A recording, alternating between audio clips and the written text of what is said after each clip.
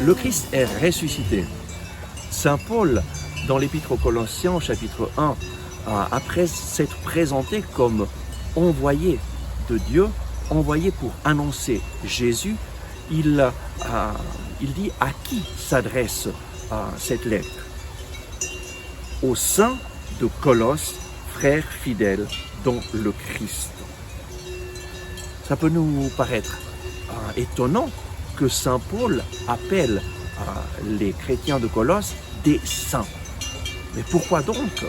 Nous, lorsqu'on pense à un saint, on pense à une personne parfaite, à une personne qui a fait beaucoup de sacrifices et qui a vécu une vie dans la perfection.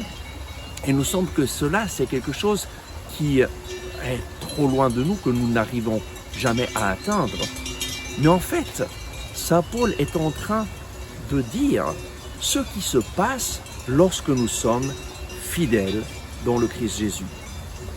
Et Saint Paul a cette conscience que, en fait, lui ne mérite rien. Il ne mérite, en fait, qu'est-ce que nous méritons? Nous méritons à cause de notre péché, nous méritons la mort. Mais le don de Dieu, c'est la vie éternelle dans le Christ Jésus. Et dans l'Épître aux Éphésiens, Saint Paul nous rappelle qu'en Jésus-Christ, nous devenons saints et immaculés dans la présence de Dieu.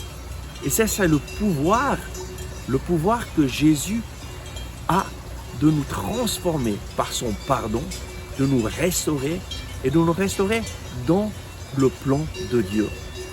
En fait, le salut que Jésus nous donne n'est pas seulement recouvrir nos péchés, mais c'est vraiment une transformation intérieure.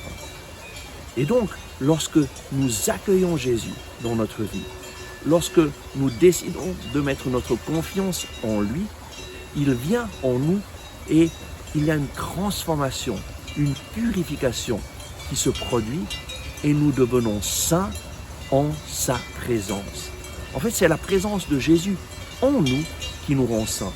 Voilà pourquoi Saint Paul s'adresse aux Colossiens en leur disant « Aux saints qui habitent à Colosse, frères fidèles dans le Christ Jésus ».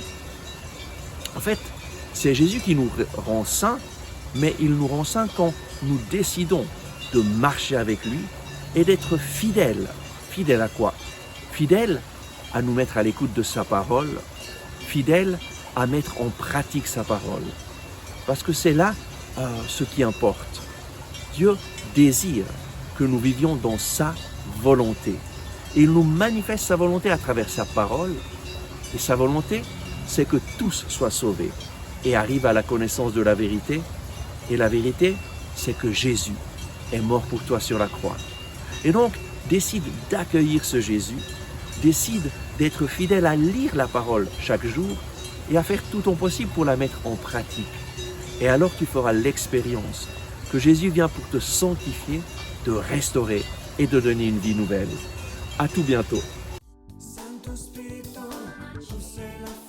Merci d'avoir regardé ce message. J'espère que vous l'avez apprécié.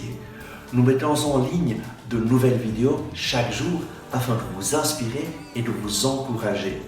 Donc, n'oubliez pas de vous abonner à notre chaîne, de cliquer sur le bouton j'aime et d'activer les notifications. Si vous avez aimé ce message, je vous invite à le partager avec vos amis. Ensemble avec ma communauté, nous prions pour vous et votre famille.